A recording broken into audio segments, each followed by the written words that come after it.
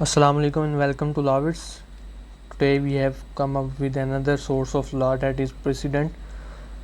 आज की आउटलाइन में हमारे पास थोड़ी लंबी आउटलाइन है जिसमें सबसे पहले हम ये देखें कि प्रेसिडेंट होता क्या है और उसके बाद हम एक शॉर्ट सा जो है इसका हिस्टोरिकल पर्सपेक्टिव लेंगे।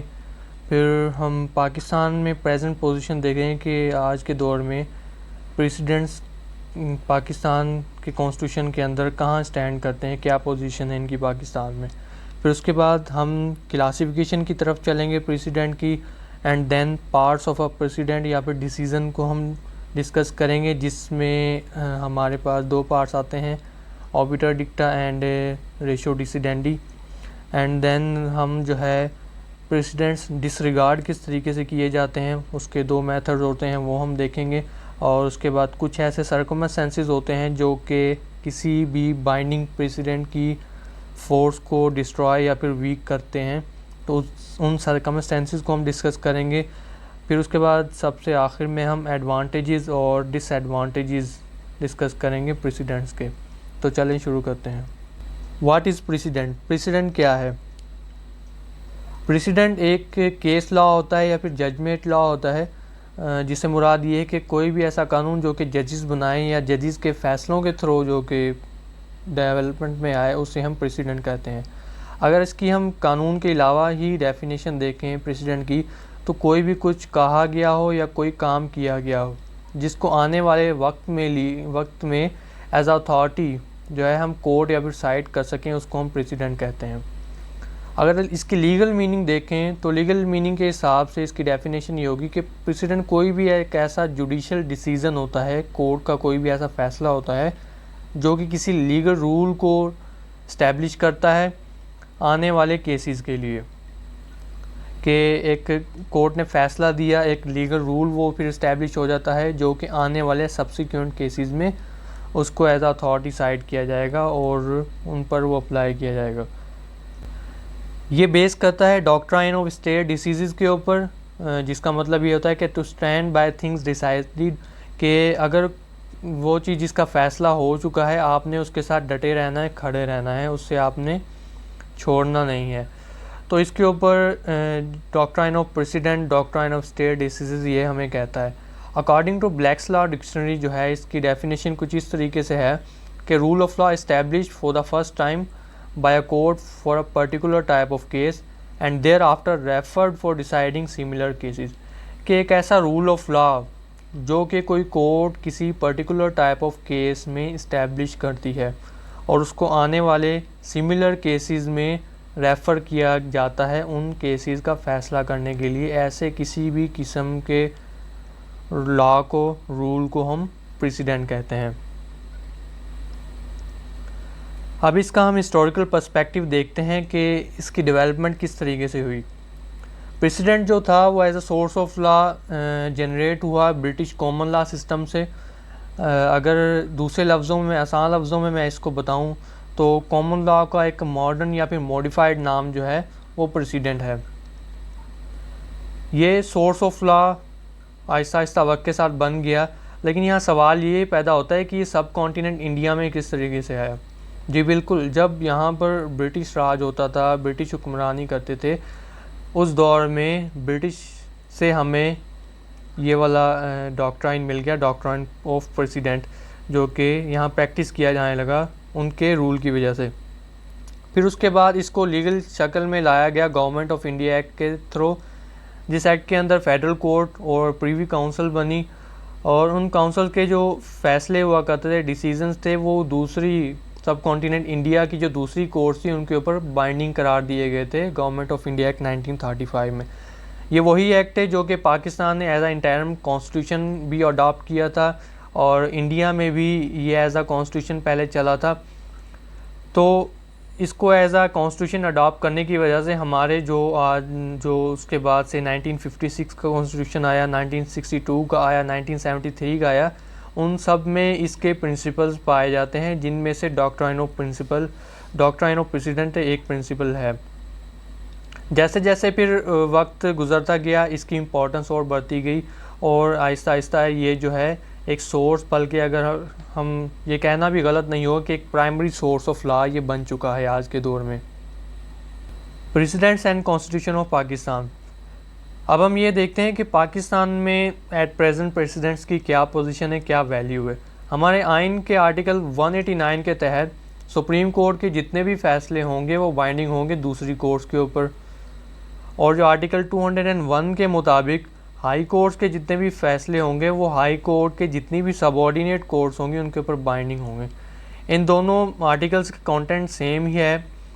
पहला आर्टिकल 189 हमें ये कहता है कि कोई भी ऐसा फैसला सुप्रीम कोर्ट का जो कि किसी क्वेश्चन ऑफ लॉ को डिसाइड करता है या फिर उसके ऊपर बेस करता है या फिर उसके अंदर वो इनंसिएट किया जाता है as a principle of law, तो वो दूसरी जो भी इंफीरियर कोर्ट्स होंगी पाकिस्तान की उनके ऊपर बाइंडिंग होगा। आर्टिकल 201 जो है वो सेव करता है आर्टिकल 189 को, मतलब सुप्रीम कोर्ट की अथॉरिटी को सेव करते हुए वो ये कहता है कि हाई कोर्ट के फैसले जिनमें किसी क्वेश्चन ऑफ लॉ को डिसाइड किया जाए या फिर वो फैसले किसी क्वेश्चन ऑफ लॉ के ऊपर बेस करें या फिर प्रिंसिपल ऑफ लॉ को अपने अंदर इनंसिएट करें, वो सारे फैसले हाई कोर्ट की जितनी भी सबऑर्डिनेट कोर्ट्स होंगी उनके ऊपर बाइंडिंग होंगे। तो इससे हमें ये अंदाज़ा हुआ कि पाकिस्तान के अंदर भी इनको स्ट्रिक्टली फॉलो किया जाता है। सुप्रीम कोर्ट के जो फैसले हैं वो जितनी भी हायरार्की ऑफ कोर्ट से नीचे उनके ऊपर बाइंडिंग होंगे, और हाई कोर्ट के जितने भी फैसले हैं वो हाई कोर्ट की जितनी भी सबऑर्डिनेट कोर्ट्स होंगी उनके ऊपर बाइंडिंग होंगे। अब हम आते हैं क्लासिफिकेशन ऑफ प्रेसिडेंट्स की तरफ।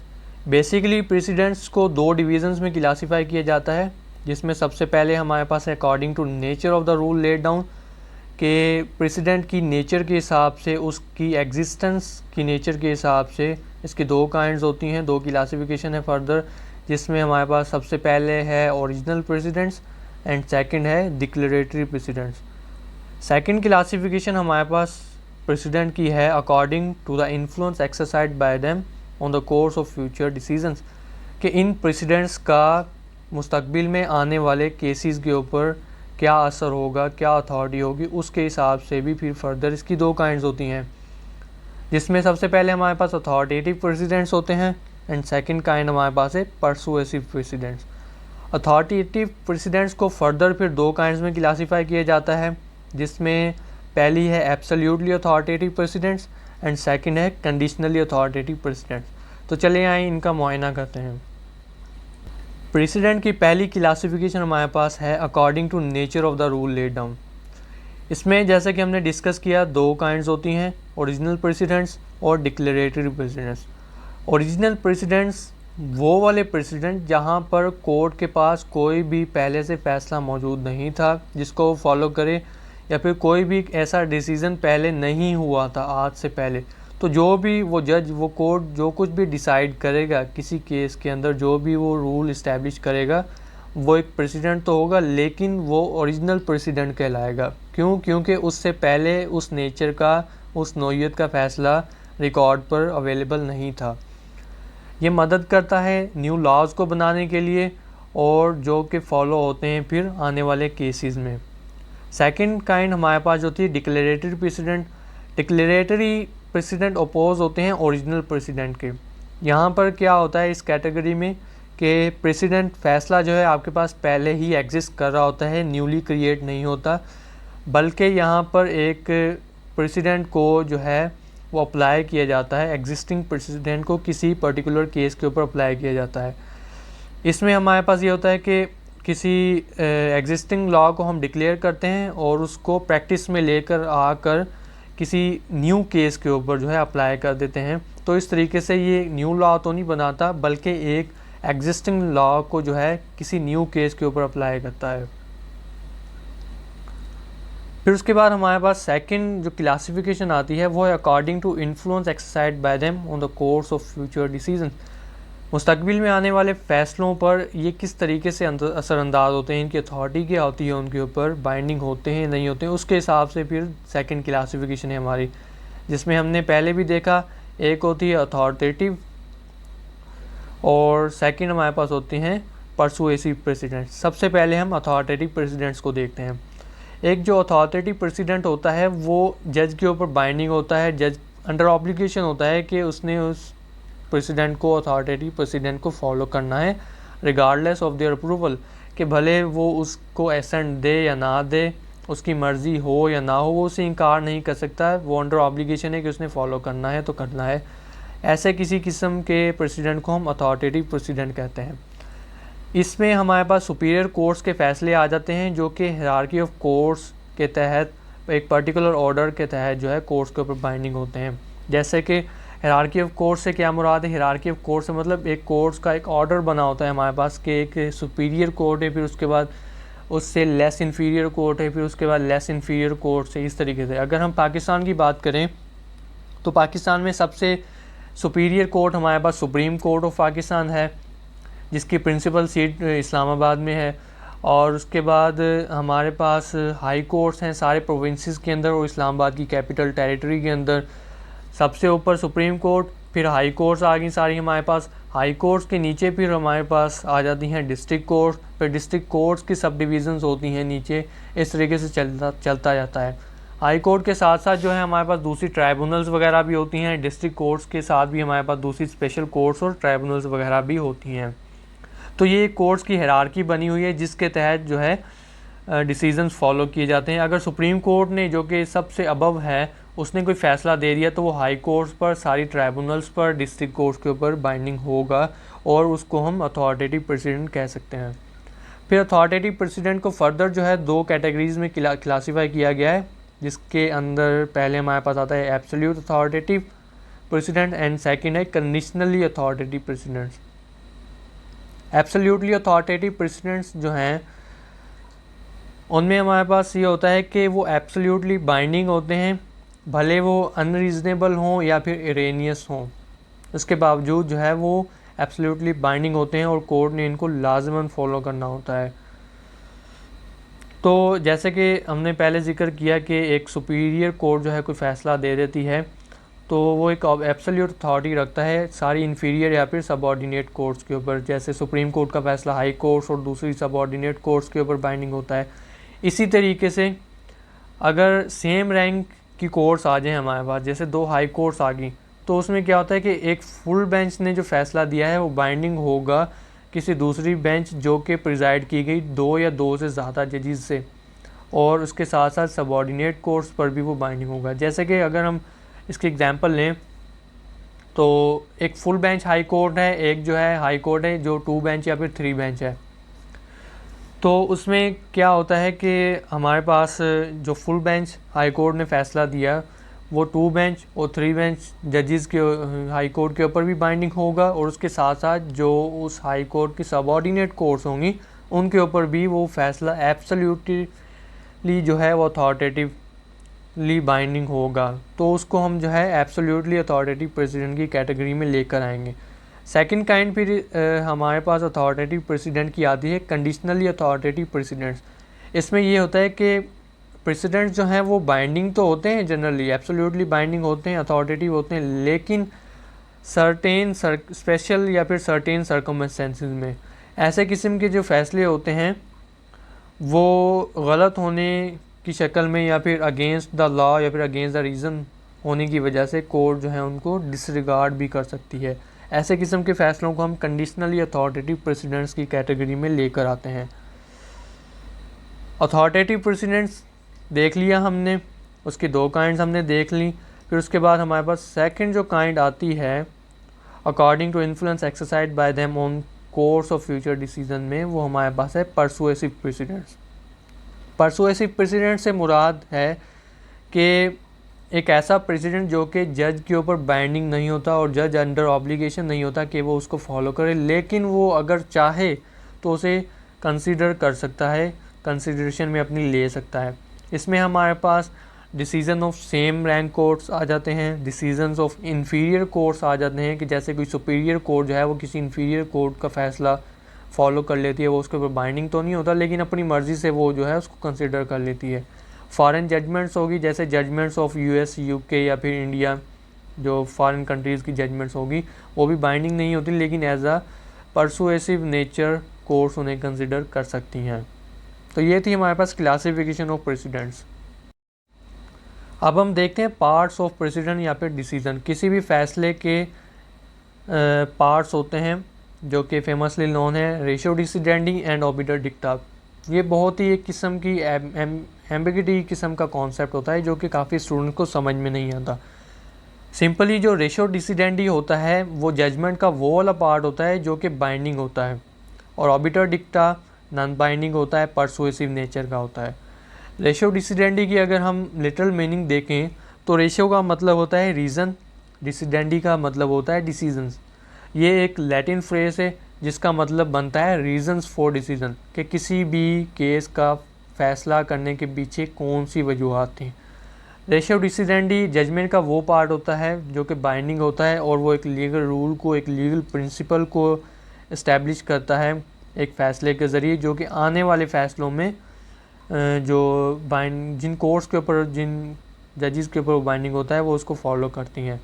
इसके बरक्स जो ऑर्बिटर डिक्टा होता है उसका मतलब होता है things said by the way, कि ऐसी चीज़ें जो कि गैर ज़रूरी हों या फिर ऐसे ही कही गई हों। इनमें हमारे पास opinions, remarks, ideas, examples, statements, observations आ जाती हैं जजेस की, जो कि वो अपने फ़ैसले में लिखते हैं। ये जो है वो नेसेसरी पार्ट तो नहीं होते किसी भी फ़ैसले का, और ना ही ये वो वाली सर्कमस्टेंसेस या वो वाले प्रिंसिपल्स होते हैं जो कि किसी जज को कंपेल करते हैं किसी भी डिसीजन पर पहुंचने के लिए। तो इस वजह से ये सिर्फ परसुएसिव नेचर के होते हैं, कोई भी बाइंडिंग नेचर इनकी नहीं होती। अब इसे अगर एक एग्जांपल मैं दूं तो जैसे कि मर्डर का केस आ गया। मर्डर के केस में क्या होता है कि जब किसी एक्यूज़ को जज के सामने लेकर जाया जाता है तो अपने आप को डिफेंस करते हुए वो जवाबदार अपनी कहानी बताएगा, प्रोसिक्यूशन और जो इन्वेस्टिगेशन ऑफिसर होता है वो अपनी कहानी बताएंगे। तो जज जो है वो डीपली दोनों को सुनेगा, फिर वो एग्जामाइन करेगा लॉ को कि सर्कमस्टेंसेस में इस फैक्ट्स केस के ये हैं कि बंदे ने मर्डर किया है अगर इसने, तो इसके ऊपर लॉ क्या कहता है, सेक्शन 302 PPC को वो कंसिडर करेगा, उसको पढ़ेगा। अब ये सारा उसने केस चलाया, ट्रायल चलाने के बाद जब वो अपना फ़ैसला लिखता है, वो वाला एरिया जहाँ पर उसने किसी लॉ की बात की गई हो, किसी रीज़न की बात की गई हो जिस वजह से उसने उस बंदे को सज़ा दी, वो वाला पोर्शन जो है जजमेंट का वो रेशियो डिसिडेंडी कहलाएगा, और वो बाइंडिंग नेचर का होगा आने वाले केसेस के लिए। लेकिन वो वाला पोर्शन जहाँ पर जज ने अपने रिमार्क्स दिए या फिर किसी आइडिया को उसने वहाँ पर ड्रैग कर लिया, किसी स्टेटमेंट को जैसे कि किसी कोटेशन वगैरह को उसने वहाँ पर कोट कर दिया, अपनी पर्सनल ऑब्जर्वेशन वहाँ पे दे दी, अपना पर्सनल ओपिनियन या फिर रिमार्क्स वहाँ पर दे दिए जजमेंट में, तो वो वाला एरिया, वो वाला पोर्शन ऑफ जजमेंट जो है वो नेसेसरी नहीं होता। इस वजह से वो बाइंडिंग नहीं बल्कि सिर्फ परसुएसिव नेचर का होता है। परसुएसिव नेचर का होने से मुराद ये है कि आने वाले केसेस में कोई भी वकील या कोई भी जो बंदा है वो कोर्ट में ले जाकर ऑर्बिटर डिक्टा को साइट करके कोट करके ये नहीं कह सकता कि फ़लाने केस में इस जज ने ये वाले रिमार्क्स दिए थे, क्योंकि वो सिर्फ रेशियो डिसिडेंडी जो है वो बाइंडिंग होता है। आप उसको कोर्ट या फिर साइट कर सकते हैं एज अथॉरिटी, लेकिन ऑर्बिटर डिक्टा को एज अथॉरिटी आप साइट नहीं किए कर सकते क्योंकि इसकी नेचर सिर्फ परसुएसिव होती है। अब हम देखते हैं how precedents are disregarded. Precedents को डिसरिगार्ड किस तरीके से किया जा सकता है। दो तरीके होते हैं जिनके तहत एक प्रेसिडेंट्स को कोर्ट्स डिसरिगार्ड कर सकती है। पहला तरीका है ओवर रूलिंग, दूसरा तरीका है रिफ्यूज़ल टू फॉलो। अब अगर किसी भी कोर्ट में क्या होता है कि कोई अथॉरिटी को जजमेंट साइट होती है या फिर कोर्ट की जाती है, कोई वकील आकर उसको पेश करता है, तो वो कोर्ट जो है उसको दो उसके पास ऑप्शंस होंगे अगर उसने उस फैसले को डिसरिगार्ड करना हुआ। एक कि वो ओवर रूल कर सकती है उसे, दूसरा वो मना कर सकती है, रिफ्यूज़ कर सकती है उसको फॉलो करने से। इन दोनों तरीके से एक कोर्ट जिसमें कि कोई जजमेंट साइड की गई है, प्रेसिडेंट साइड किया गया है, वो किसी भी प्रेसिडेंट को डिसरिगार्ड कर सकते हैं ओवर रूलिंग से या फिर रिफ्यूज़ल टू फॉलो से। अब इन दोनों में फ़र्क है, सेम नहीं है ये दोनों। ओवर रूलिंग जो है वो एक सुपीरियर जुरिडिक्शन का फंक्शन है। इसका इफ़ेक्ट ये होता है कि किसी भी अथॉरिटी की, प्रेसिडेंट की जो अथॉरिटी होती है वो डिवाइड हो जाती है, नल एंड वाइड हो जाती है, और जो न्यू केस उसको डिवाइड करके जो उस केस का फ़ैसला कोर्ट करती है वो पहले वाले जिस मतलब प्रेसिडेंट को साइड किया गया था उसकी पोजीशन ले लेगा, उससे सब्स्टिट्यूट वो हो जाएगा। तो इससे हमें ये पता चला कि ओवर रूलिंग जो है वो एक सुपीरियर जुरिडिक्शन का फंक्शन है। जैसे किसी हाई कोर्ट का फैसला सुप्रीम कोर्ट में साइड किया जाता है, तो अगर सुप्रीम कोर्ट उस फैसले से मुतफिक नहीं होगी और उसको डिसरिगार्ड करना चाहेगी तो वो ओवर रूल करेगी, उसे रिफ्यूज़ल टू फॉलो नहीं करेगी। अब रिफ्यूज़ल टू फॉलो टू क्या होता है? रिफ्यूज़ल टू फॉलो का मतलब होता है कि एक प्रेसिडेंट को एक कोऑर्डिनेट जुरिडिक्शन, सेम जुरिडिक्शन या फिर सेम रैंक की कोर्ट जो है वो मना कर दे कि मैं इसको फॉलो नहीं कर रही या मैं इसको फॉलो नहीं कर रहा। तो उसका इफ़ेक्ट ये होता है कि दोनों अथॉरिटीज़ के, एक वो अथॉरिटी जो कि साइड की जा रही है और वो अथॉरिटी जो कि जज ने डिसरिगार्ड करके, एक साइटेड अथॉरिटी को डिसरिगार्ड करके उसने अपनी अलग से एक जजमेंट दे दी, वो दोनों फिर साइड बाय साइड खड़ी हो जाती हैं जब तक अपील जो है या फिर वो मैटर है वो सुपीरियर जुरिडिक्शन उसको सॉल्व नहीं कर सकती। तो हमें इससे ये पता चला कि रिफ्यूज़ल टू फॉलो जो है वो सेम रैंक की या फिर सेम कोऑर्डिनेट जुरिडिक्शन की कोर्ट कर सकती है। जैसे कि एक हाई कोर्ट का फ़ैसला, सिंध हाई कोर्ट का फ़ैसला जो है वो लाहौर हाई कोर्ट में या फिर इस्लामाबाद हाई कोर्ट में साइड कर दिया जाता है। तो इस्लामाबाद हाई कोर्ट ये कहती है कि मैं इस फ़ैसले को, सिंध हाई कोर्ट के फ़ैसले को फॉलो नहीं कर रहा, डिसरिगार्ड कर रहा हूँ। तो ऐसी सूरत में वो जो फंक्शन होगा, वो जो काइंड होगी डिसरिगार्ड करने की, उसको हम रिफ्यूज़ल टू फॉलो कहेंगे, ओवर रूलिंग नहीं कह सकते। अब हम ये देखते हैं कि ऐसे कौन से सर्कमस्टेंसेस होते हैं जो कि एक प्रेसिडेंट की बाइंडिंग फ़ोर्स को डिस्ट्रॉय या फिर वीकन कर देते हैं। डिस्ट्रॉय से मुराद बिल्कुल ख़त्म कर देते हैं और वीकन से मुराद पार्शली उसकी बाइंडिंग फ़ोर्स को कम कर देना। सबसे पहले हमारे पास हैं abrogated decisions. A decision ceases to be binding if a statute or statutory rule inconsistent with it is subsequently enacted or it is reversed or overruled by a higher court। कि एक फ़ैसला जो है उसकी बाइंडिंग फोर्स तब ख़त्म हो जाती है जब कोई स्टैचूट, कोई एक्ट या फिर स्टैचूटरी रूल वगैरह, कोई प्रोविज़न वगैरह उस फैसले के मुतज़ादन बाद में पास हो जाता है, या फिर दूसरे सर्कमस्टेंसेस में उस फैसले को जो कि पहले बाइंडिंग था उसको रिवर्स कर दिया जाता है। रिवर्स मतलब थ्रो अपील जो है कोर्ट उसको रिवर्स कर देती है, या फिर उसको ओवर रूल कर दिया जाता है। जैसे कि हमने पढ़ा, कोई सुपीरियर कोर्ट जो है उसको डिसरिगार्ड कर देती है थ्रो ओवर रूल।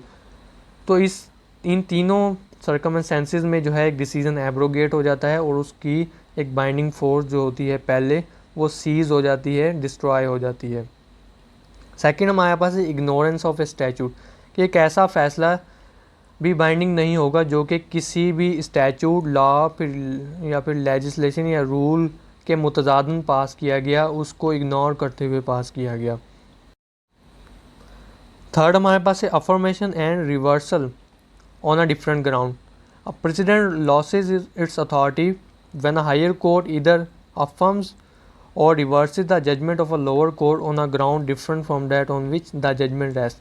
कि एक केस का पहले फ़ैसला हो जाता है, फिर जब उस फैसले को किसी हायर कोर्ट के सामने लेकर जाया जाता है तो वो कोर्ट क्या करती है, या तो उसको अफर्म कर दे, अफर्म मतलब उसको पॉजिटिव वे में फ़ैसला दे दे, लेकिन ऑन डिफरेंट ग्राउंड, वो वाला ग्राउंड वो ना ले जो कि इन्फीरियर कोर्ट ने लेकर उस केस का फ़ैसला किया था। दूसरे सर्कमस्टेंसेस में जो हायर कोर्ट इन्फीरियर कोर्ट के फ़ैसले को रिवर्स कर दे, चेंज कर दे, उसके बरक्स कोई दूसरा फ़ैसला पास कर दे ऑन अ डिफरेंट ग्राउंड, वो भी किसी दूसरी ग्राउंड के ऊपर, तो इन दोनों सर्कमस्टेंसेस में अफर्म करे या रिवर्स करे on a different ground other than that which was taken by inferior court. तो ऐसी सूरत में जो है एक प्रेसिडेंट जो होता है वो अपनी बाइंडिंग अथॉरिटी जो है उसको खो देता है, उसकी बाइंडिंग फोर्स सीज हो जाती है।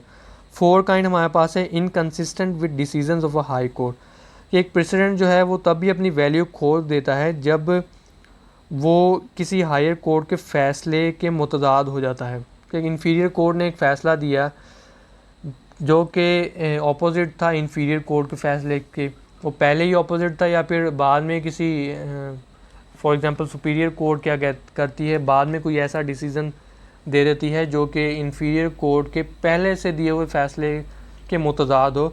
तो ऐसी सूरत में भी जो इन्फीरियर कोर्ट का फ़ैसला होगा वो अपनी बाइंडिंग फोर्स खो देगा। फिफ्थ काइंड इसमें हमारे पास आती है inconsistent with earlier decision of the same rank. If there is inconsistent between two decision of the same ranking code then such decision is no binding.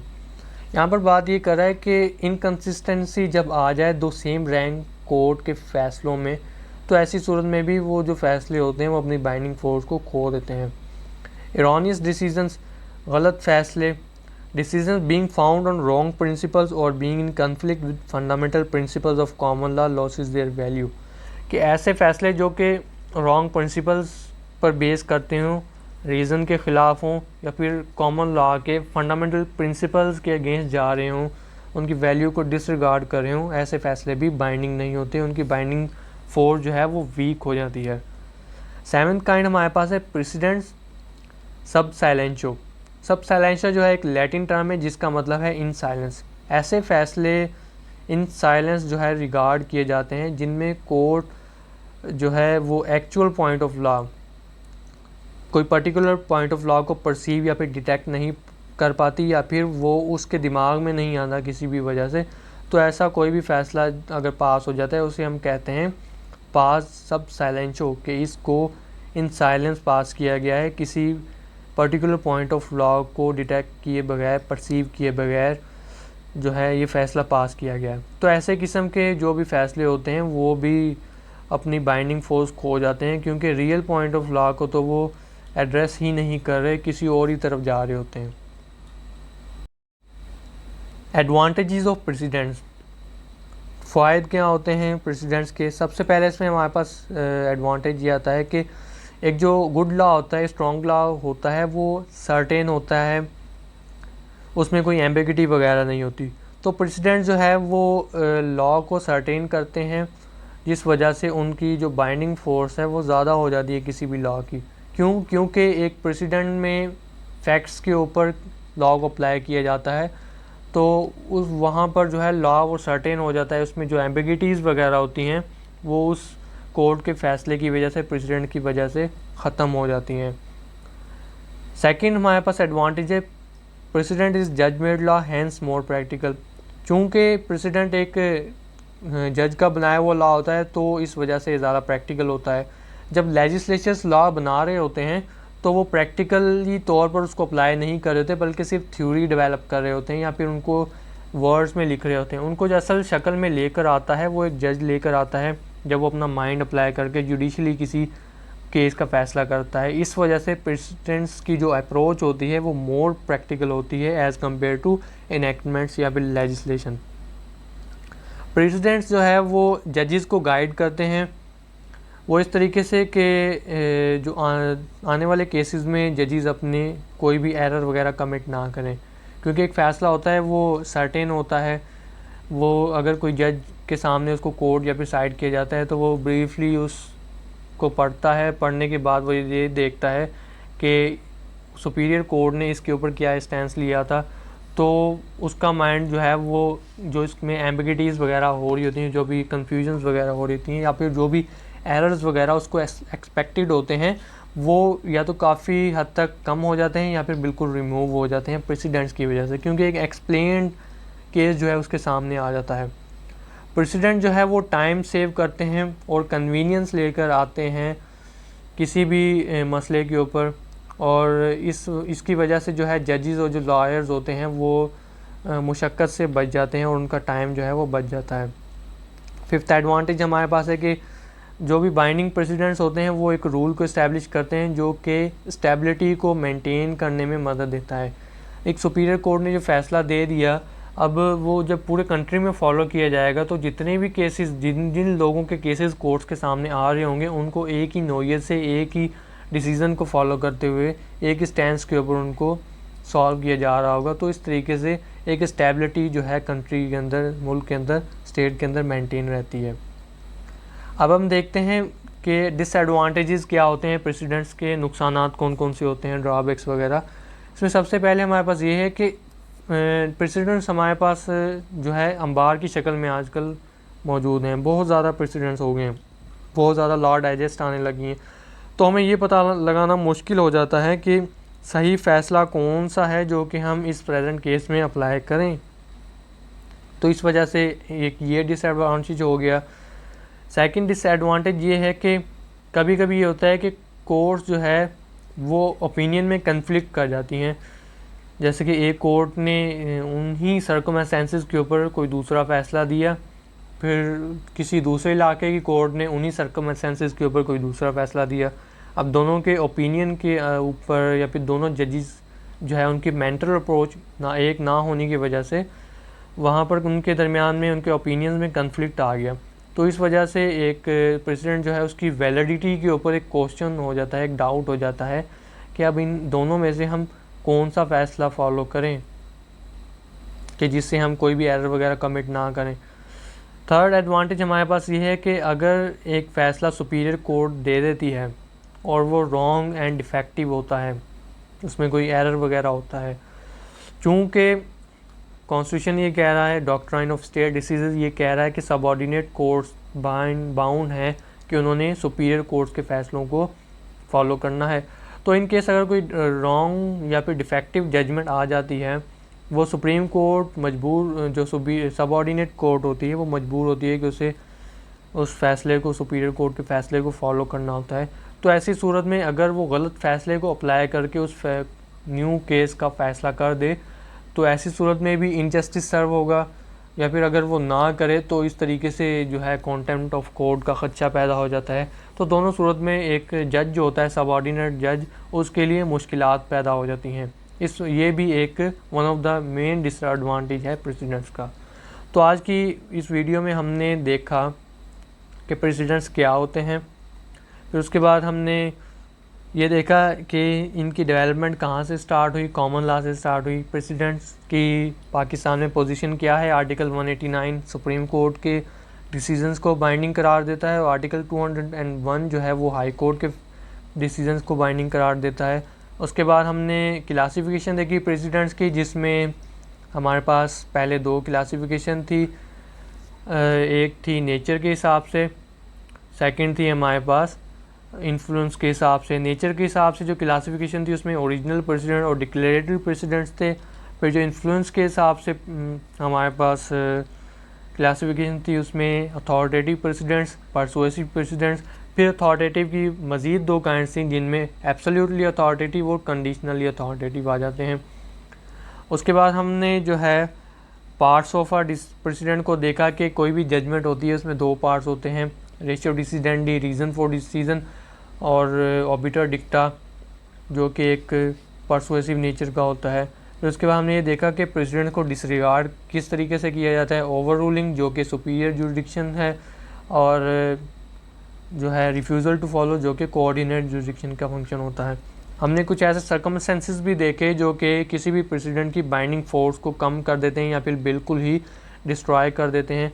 और फिर लास्ट में हमने advantages and disadvantages of precedents को consider किया। तो ये थी हमारी आज की video on precedent as a source of law. I hope कि आप लोगों को समझ आया होगा। Thank you for watching, stay tuned, जज़ाकुमुल्लाह खैर।